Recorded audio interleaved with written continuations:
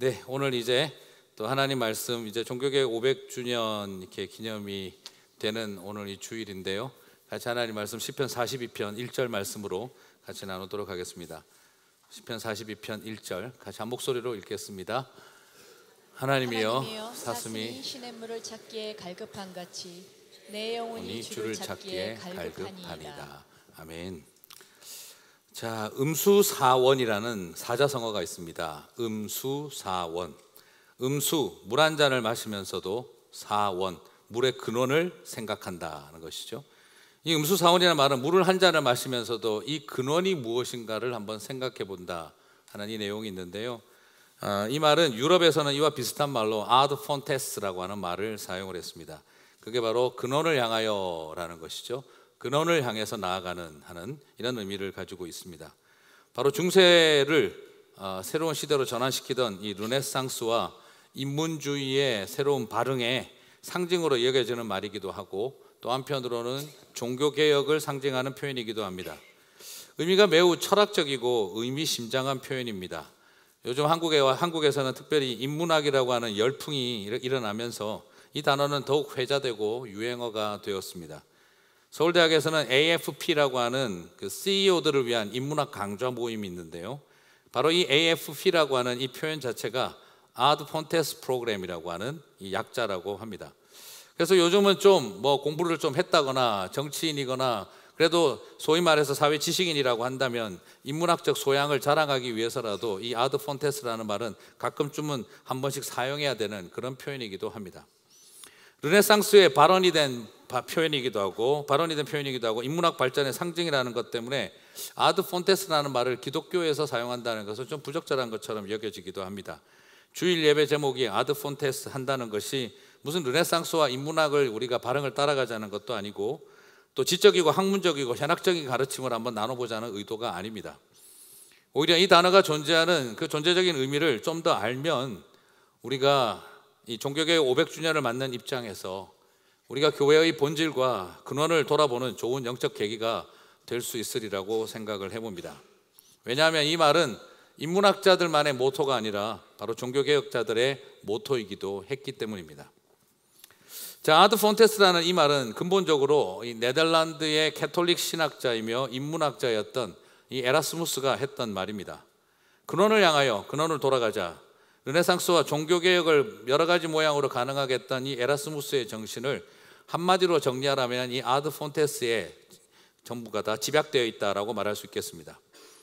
금방 말했지만 이런 생각은 인문학적 발흥을 일으키는 것에도 사용되어졌지만 종교개혁의 출발점을 이루는 일에도 매우 중요했습니다.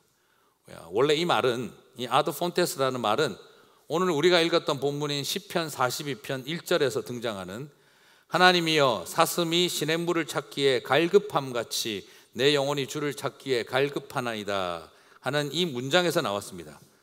바로 거기에 시냇물을 찾기에 라고 하는 이 히브리어의 라틴어 번역이 바로 아드 폰테스, 근원을 찾아서 하는 표현과 같기로 번역이 되었기 때문입니다. 여러분, 이거는 고상하고 어떤 굉장히 학문적인 삶의 태도를 우리에게 요구하는 게 아닙니다. 이 근원을 찾는다는 말의 의미는 앉아서 똑똑한 사람들이 뭔가 학문적인 어떤 깊이 1차 자료를 찾아보겠다는 그런 고상한 태도를 가르치는 것이 아니라 말 그대로 죽을 것 같은 상황에서 물을 찾는 이 사슴의 심정을 표현하고 있다는 것이죠. 우리가 지금 여러분이 뭐라 그럴까요? 이렇게 근원을 찾아서 사슴이 시냇물을 찾아 갈급해서 시냇물을 찾기에 갈급하나이다 이 표현을 떠올리면 우리 한국적인 분위기에서는 어떤 이미지가 떠오르시죠? 그냥 이렇게 시냇물이 쫙 흐르고 있는데 거기에 이 가을에 단풍이 휘날리는 곳에서 사슴이 우아하게 물 마시는 그런 이미지가 떠오를 수도 있을 것입니다. 여러분, 제주도의 한라산에 가면은 호수 이름이 뭐죠? 네, 한국을 떠난 지 오래돼서 잘 모르겠다. 백록담이라고 있습니다. 백록담이 뭘 말할까요? 힐백작의 사슴 녹자, 그리고 호수 담자입니다. 하얀 사슴이 와서 물을 먹는 호수라는 거죠. 굉장히 순결해 보이고 굉장히 깨끗하고 뭔가 굉장히 아름다운 그런 삶. 사슴이 시냇물을 찾기에 갈급한 깨끗한 물을 찾아가고 뭔가 본질적인 것을 찾아가고 남들과 다른 순수한 물을 찾아가서 저 고고하고 높은 산 꼭대기에 올라가서 나 혼자 하얀 사슴처럼 깨끗한 물 먹는 그런 이미지를 우리는 떠올리기가 쉽습니다. 그러나 팔레스타인이라고 하는 이 사막과 같은 땅에서의 목마른 사슴은 뭘 말할까요? 그곳에는 게젤이라고도 하고 노루라고도 부르는 통칭으로 이 사슴 같은 것들이 있습니다. 그런데 이들이 목이 말라 물을 찾을 때에는 학자들의 말에 의하면 목이 마르라서 타는 정도의 느낌이 아니라 이들이 더 발광하듯이 뛰는 이유 중에 하나는 온몸이 불타는 듯한 고통을 경험한다는 것입니다. 온몸에 불이 타는 듯한 그런 내면적인 그 갈증을 느끼면서 사슴이 물을 찾기 위해 몸부림을 치는데요, 그것은 흘러가는 시냇물에 아주 낭만적으로 물떠먹는 이미지가 아니라는 것입니다. 바로 뭘 말하느냐면 말라버린 시냇물 바닥에서 행여나 그 밑에 물근원이 있을까 찾아보기 위해서 앞발로 말라버린 땅을 후벼 파고 주둥이와 코로 그 사이를 들이밀고 뚫고 들어가서 어떻게 하든지 그 밑에 있는 물 근원을 찾아 혓바닥이라도 내밀어 보려고 몸부림치는 모습을 사슴이 물을 찾기에 갈급해 하나이다라는 표현을 말하는 것입니다. 말 그대로 이 입과 코와 주둥이 주변이 그 메말라버린 강바닥에서 상처가 나고 피와 흙덩어리가 범벅이 된 상태에서 그 먼지를 휘날리며 밑에까지 찾아가려고 몸부림치는 사슴의 발버둥이 바로 목마른 사슴 시냇물을 찾는 바로 그 모습을 말한다는 것이죠. 중동의 사막에는 맹수에 물려 넘어져 있는 사슴보다도 물을 찾지 못해 그냥 온몸에 만져보면 살이 튼실튼실하고 그리고 건강하게 생긴 이런 사슴이 물을 찾지 못해 입에 하얗게 거품 물고 쓰러져 죽은 것을 발견할 수가 있습니다. 바로 그건 뭘 말하느냐, 땅 밑에서 앞발을 파며 물을 찾아보려고 발버둥 치다가 그래서 하얗게 거품 물고 온 주변에 피와 흙 가루가 범벅이 된 채 죽어 있는 사슴을 발견할 때가 있다는 것입니다. 말라빠진 땅에서 물을 찾기 위해 앞발로 땅을 파대고 거기에 주둥이를 들이받고 있는 모습이, 그게 바로 목마른 사슴이 물의 근원을 찾는 이야기라는 것이죠. 종교개혁을 일으킬 때 그때 이 개혁의 선두에 섰던 사람들, 루터와 같았던 사람들, 그리고 그때 그 일에 생명을 걸고 함께 갔던 성도들은 그 당시 바로 근원을 찾는다는 말의 개념이 바로 이런 심정이었다는 것입니다. 입에 거품을 물고 죽을 것 같이 온몸이 타들어가는 고통을 느끼면서 그 말라빠진 강바닥에서 혹시라도 물의 근원을 발견할 수 있을까 봐 그래서 땅을 파대고 들어가고 있는 이 사슴의 심정으로 그들은 근원을 찾아가는 개혁의 길을 걸어갔다는 것이죠. 여러분, 고상하게 시냇물 옆에서 물 먹는 목가적인 동양화 한폭 같은 삶, 나는 기왕 마시는 물 저 산 꼭대기에 올라가서 백록담에 맑은 물을 마실 거야 하고 그것 때문에 산 꼭대기로 올라가는 사슴 같은 이야기를 말하는 게 아니라 강 밑바닥에서 코트리 받고 찾고 있는 사슴의 몸부림을 봐야 한다는 것입니다.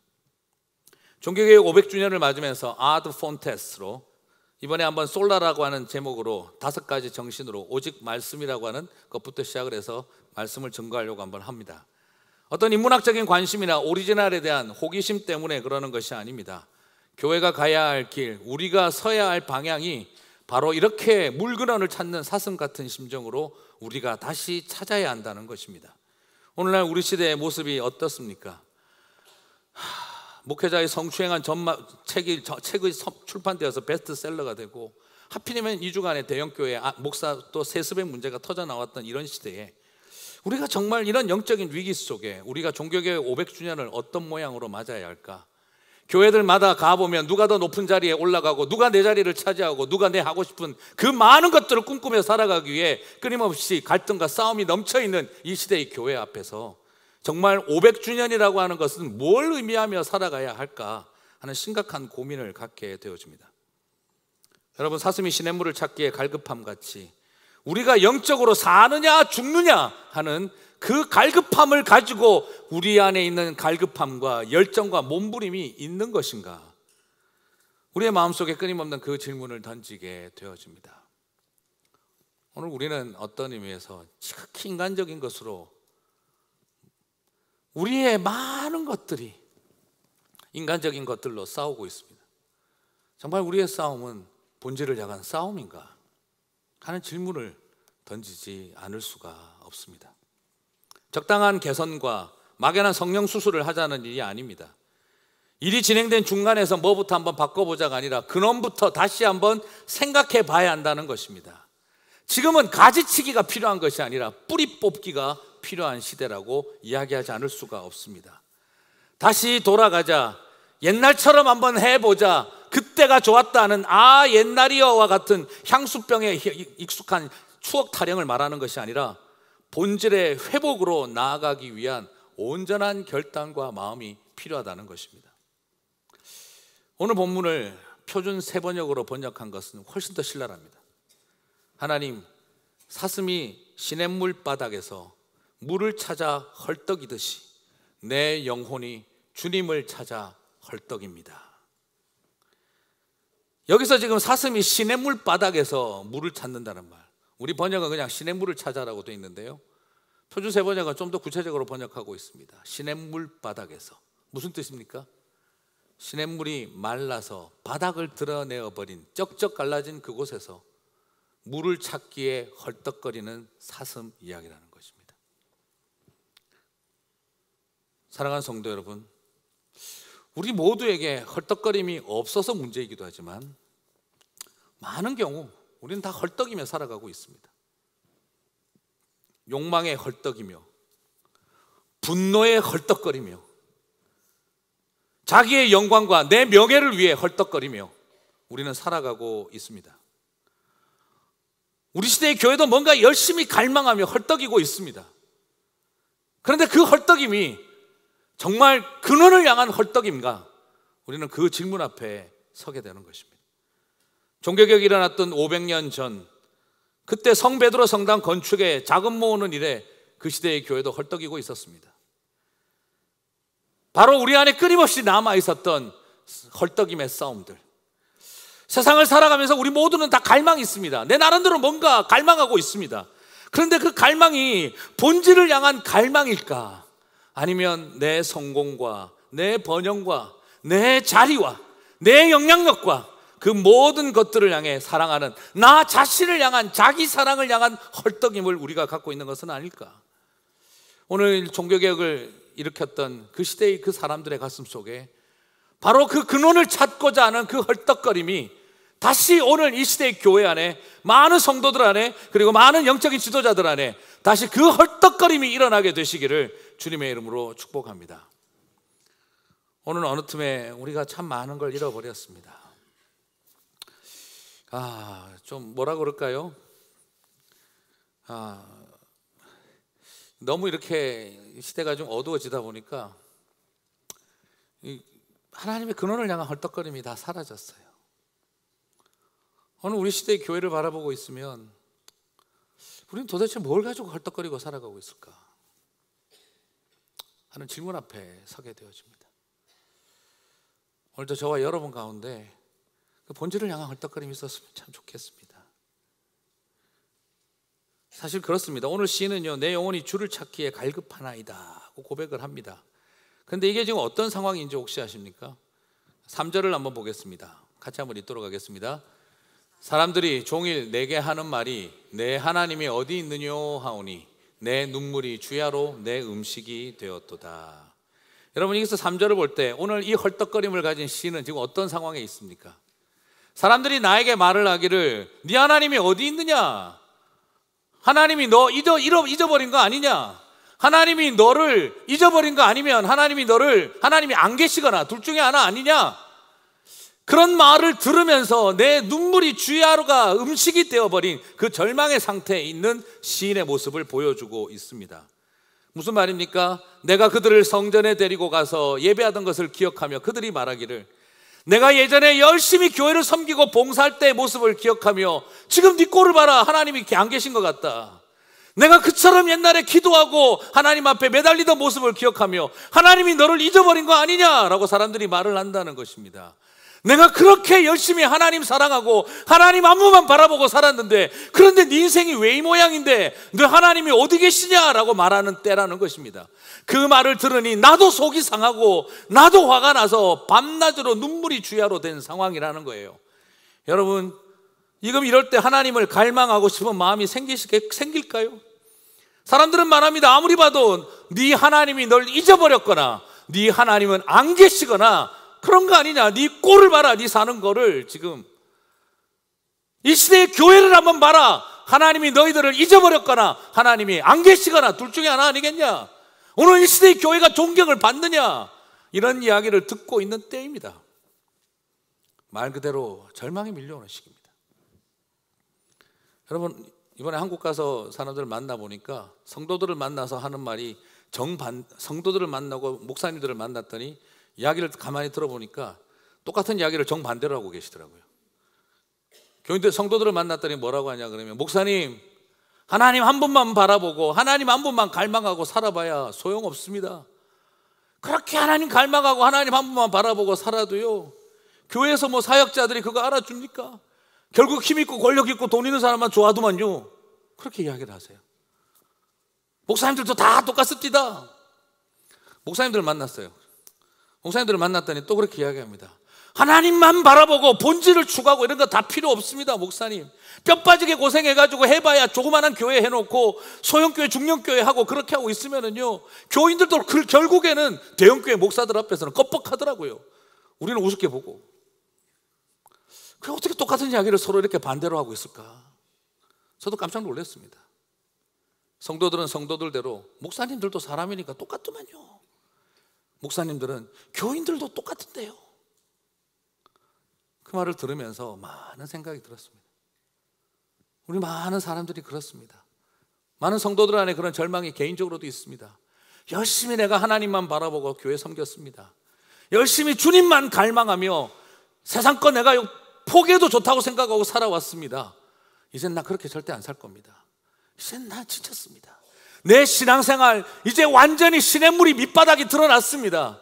내 신앙생활 시냇물의 밑바닥이 다 갈라졌습니다. 오늘 우리 시대의 교회를 바라보십시오. 시냇물이 어디 있고 생명수가 어디 있습니까? 밑바닥 쩍쩍 갈라져서 말라 비틀어져 버린 것 같습니다. 여기에서 무슨 희망을 갖겠습니까? 하는 그런 절망이 우리 가운데 일어나고 있습니다. 제가 봐도 500주년을 맞는 지금 정말 하나님이 우리 시대의 교회 가운데 계실까? 사람들은 말합니다. 오늘 이 시대의 교회를 봐라. 하나님이 과연 계신지? 그런 비방이 넘치는 시대입니다. 어떻게 보면 교회를 다니는 게 오히려, 교회를 다니는 게 쪽팔리고 난 이제 교회 안 가기로 했다면 생각해서 보이는 사람처럼 그렇게 여겨질 만한 시대입니다. 하나님이 세상 가운데 말라버린 샘처럼 되어버렸습니다.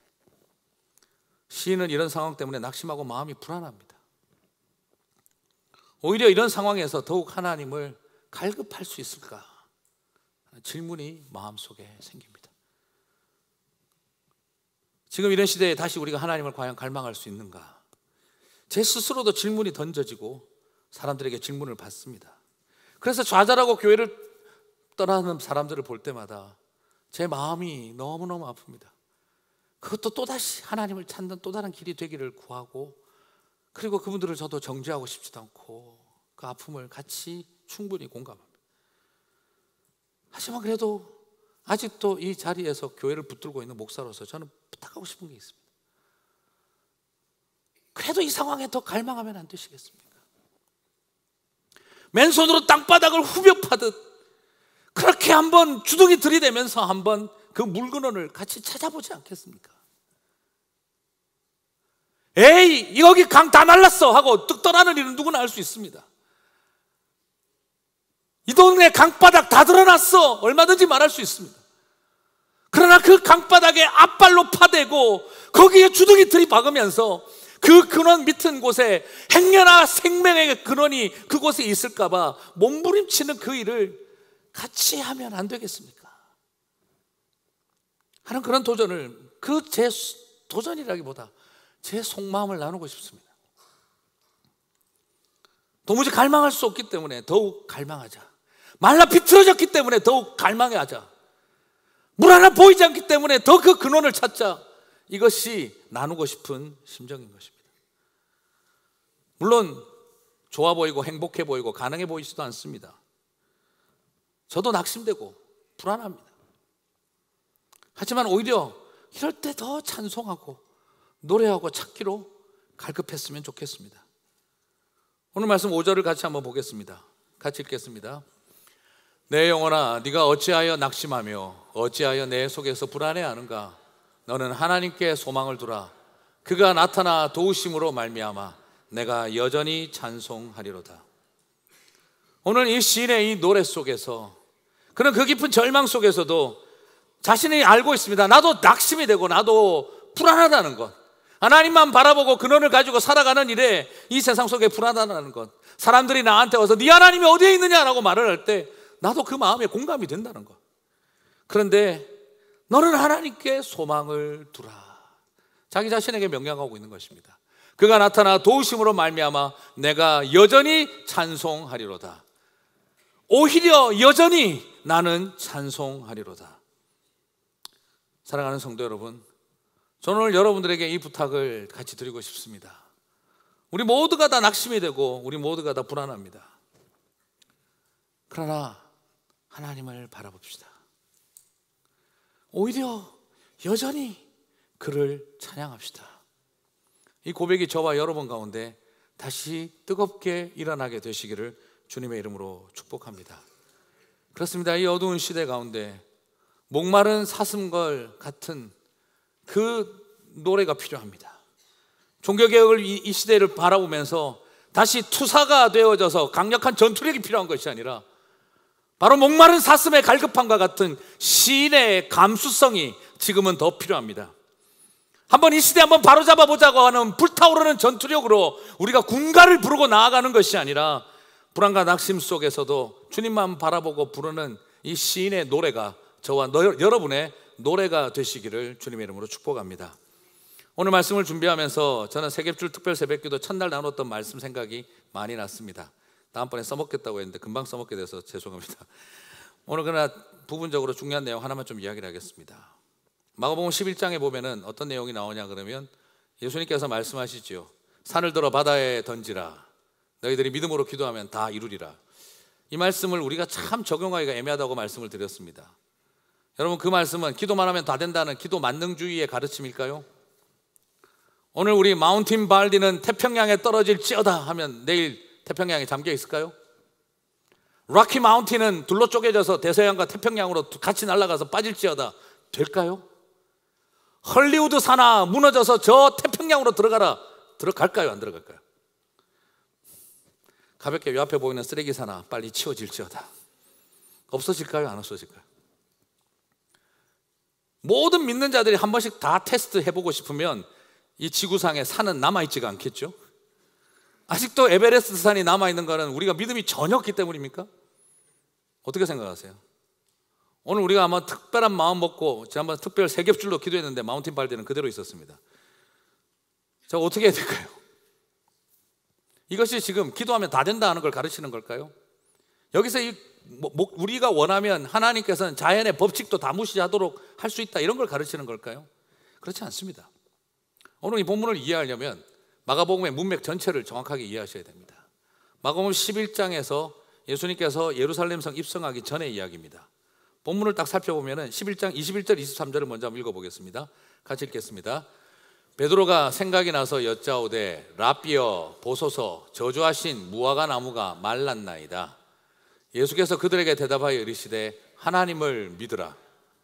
내가 진실로 너희에게 이르노니 누구든지 이 산더러 들리어 바다에 던져오라 하며 그 말하는 것이 이루어질 줄 믿고 마음에 의심하지 아니하면 그대로 되리라. 사실 여러분 지금 이 21, 22, 23절이요 연결이 안 돼요. 생뚱맞게 21절을 보면 갑자기 무슨 이야기 했습니까? 21절 넘겨보시죠. 21절을 보면은 무화과 베드로가 생각이 나서 여짜오되 랍비여 무화과 나무가 말랐나이다. 무화과 나무가 말랐다 그러자 22절에서 예수님께서 갑자기 뭐라고 합니까? 하나님을 믿으라. 갑자기 하나님 믿으면 무화과 나무도 말려 죽일 수 있다. 오늘 아침에 나오는데 감나무가 내 머리에 생채기를 줬다. 죽어! 이러면 이게 죽나요? 예. 내일 눈을 찌를 겁니다. 네. 절대 그렇게 되지 않습니다. 이게 하나님 믿으면은 뭐 무화과 나무 하나 주면 죽일 수 있다, 이런 마술적 능력 주려고 지금 기도를 가르치는 걸까요? 여러분, 이 모든 것들은 상징이 담겨 있습니다. 자, 오늘 이 이야기 21절 바로 앞에 뭐가 나오는지를 보셔야 합니다. 예수님이 베다니에서 나오셔서 예루살렘으로 딱 가시려고 하다가 시장하셔서 무화과 나무에서 열매를 찾으셨습니다. 이것에 대한 건 자세하게 들으시려면 첫날 새벽기도 첫날 걸 들으시기를 바랍니다. 그런데 거기에서 열매가 없고 잎만 무성해요. 거기에서 저주를 하셨습니다. 여러분, 잎만 무성한 무화과 뭘 뜻할까요? 열매는 하나도 없는 율법주의와 전통주의에 가득 차 있는 유대 종교 이스라엘 예루살렘의 성전을 말합니다. 저 무화과 같은 것, 율법주의가 가득하고 바리새인들이 득실거리고, 그리고 그곳에 끊임없는 전통주의가 가득하지만 저곳에 생명이 없는, 바로 무화과를 저주하고 난 다음 예수님 바로 어디에서 무슨 일을 하십니까? 마가복음은 바로 그 다음에 예수님께서 성전에 들어가서 강도의 소굴을 만들었도다 하시며 성전을 청결하는 일을 바로 하십니다. 여러분, 이 두 가지가 같은 맥락입니다.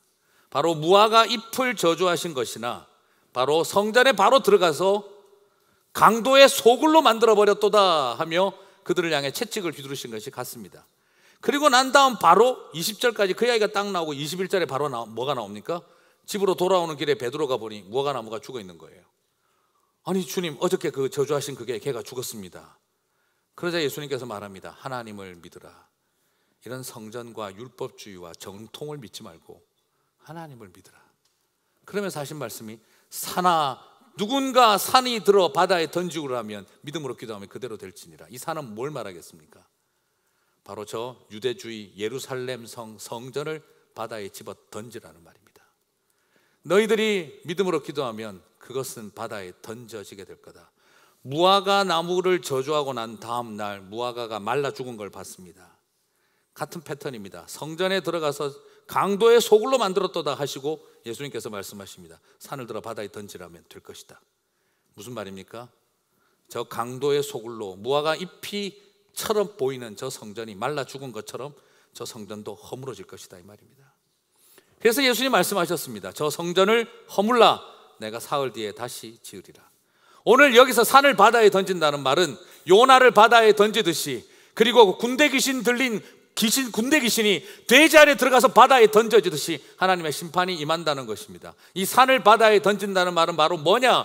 절대 무너지지 않을 것처럼 보이는 저 성전, 율법주의로 가득 차 있고 인간의 욕망과 명예로 가득 차 있고 자기들끼리 누가 더 높으냐 치열하게 싸우고, 그리고 그 속에서 끊임없이 강도의 소굴로 만들고 살아가는, 그 안에서 끊임없이 물건 팔아서 돈이나 벌고 앉아있는 바로 물질의 노예가 되어 있는 저 성전의 덩어리를 바라보고 바다에 던져버려라 하는 말을 우리 누군가가 한다면 그 기도대로 되게 하겠다는 말입니다.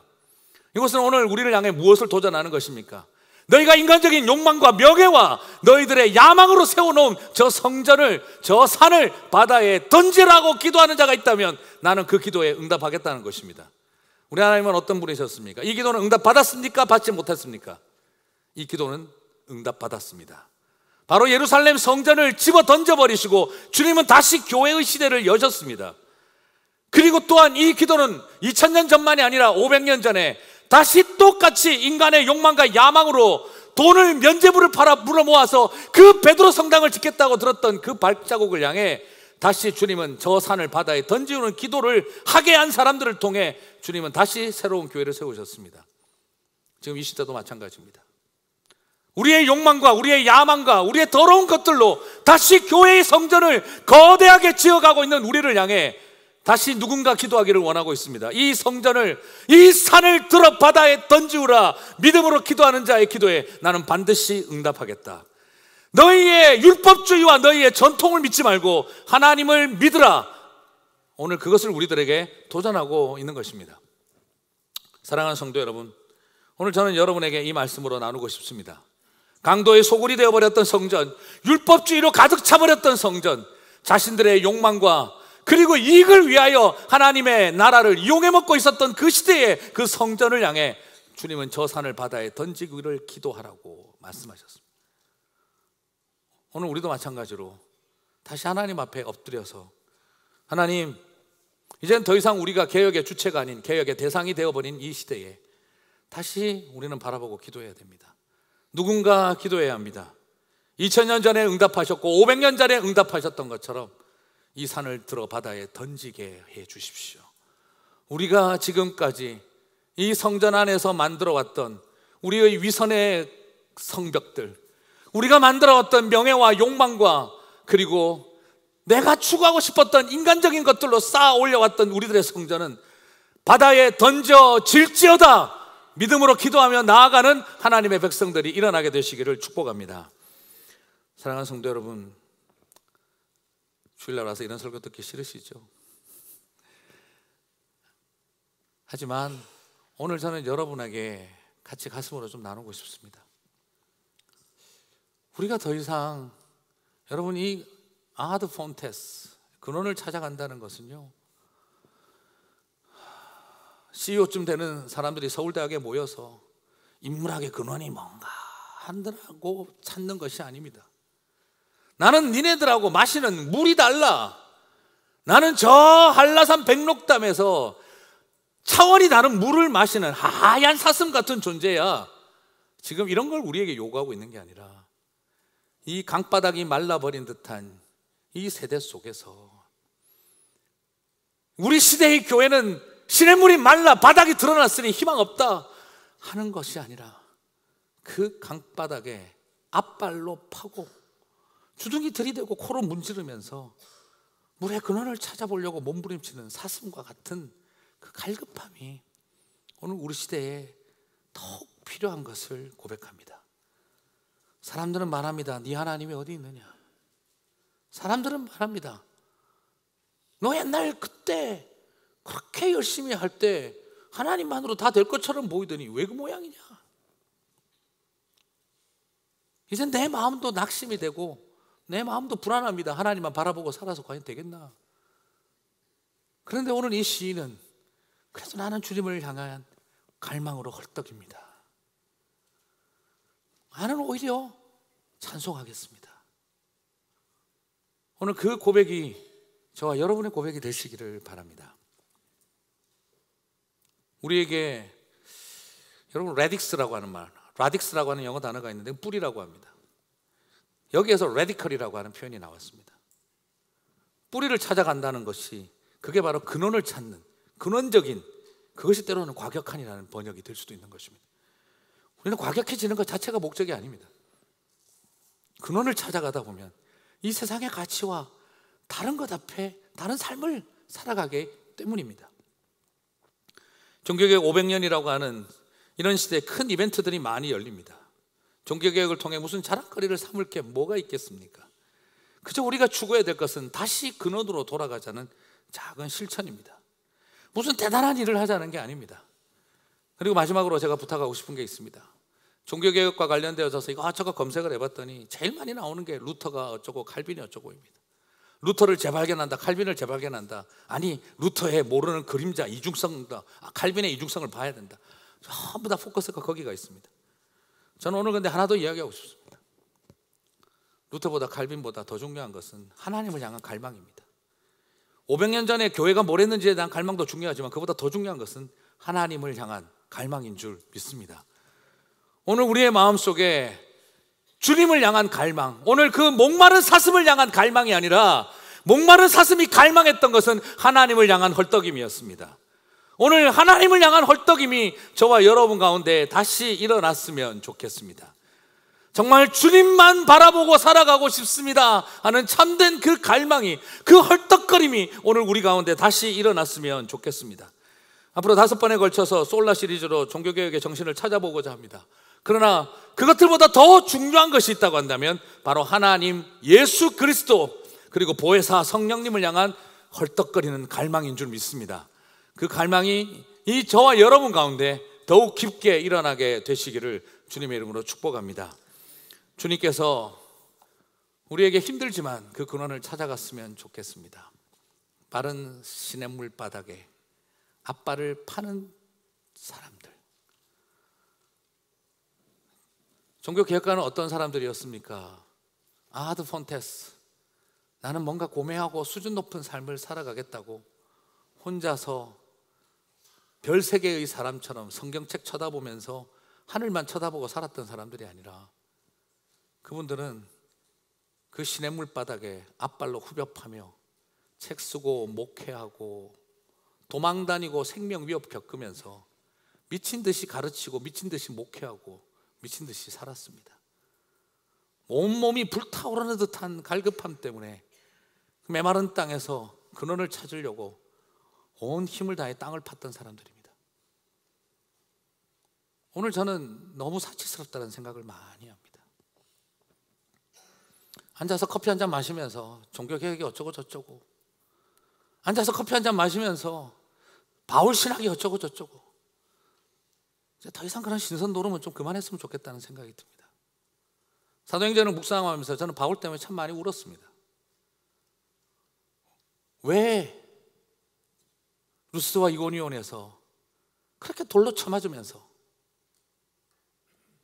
어제까지 제우스 신이여 당신은 제우스 같은 분입니다 하는 그런 칭송을 하던 사람들이 하루아침에 돌아앉아서 돌팔매질을 하고 죽은 줄 알고 던져버리는 그런 자리에서 왜 다시 툴툴 털고 그 성으로 들어가는지, 저 같았으면 그 앞에서 신발 벗고 먼지 탈탈 털고 이 성에 저주가 임할지어다고 저는 돌아갈 것 같은데, 그 성에 다시 걸어 들어가서 제자들을 위로합니다. 그 성 사람들을 선동한다고 달려온 성으로 다시 또 찾아가서 그 사람들을 돌봅니다. 그 꼴을 당하고도 가서 다시 밤새도록 설교를 하고, 밤새도록 무슨 설교를 그렇게 하고 싶었을까요? 그런 꼴 당하고 와가지고 뭔 설교를 밤새도록 그렇게 하고 싶었을까요? 저는 그런 바울을 보면 이해를 못하겠어요. 그렇게 밤새도록 설교하고, 그러다가 유수도가 그 상태에서 떨어져서 죽을 만큼 밤이 새도록 설교하고, 그 떨어뜨린 유수도도 붙잡고 다시 그를 살려서, 이름도 벌써 노예급의 이름이고, 낮에 내내 일하다가 와서 그 밤늦은 시간까지 또 그 인간은 뭘 들을 게 있다고 그렇게 몸부림치고 들으려고 했는지, 저는 그들의 그 삶 속에 있었던 그 복음에 대한 절실함이 뭘까? 저는 신학교 다니면서 바울이 어떤 신학을 했는가 되게 재밌었어요. 바울처럼 안 살고 그런 소리는 안 해야 되겠구나, 함부로 할 이야기가 아니었구나. 종교개 500주년을 맞으면서 루터도 흠이 많고 칼빈도 흠이 많습니다. 하지만 내가 그만큼 절실했는가 하는 질문을 던집니다. 우리는 과연 그만큼 절실했던가? 우리는 과연 그만큼 절실했던가? 오늘 나는 굉장히 백록담의 하얀 사슴처럼 그렇게 물 먹고 싶어 했었구나.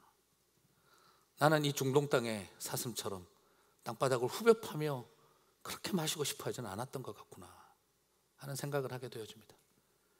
사랑하는 성도 여러분, 500주년을 맞으며 다시 하나님 앞에 그 갈급함이 일어나시게 되기를 주님의 이름으로 축복합니다.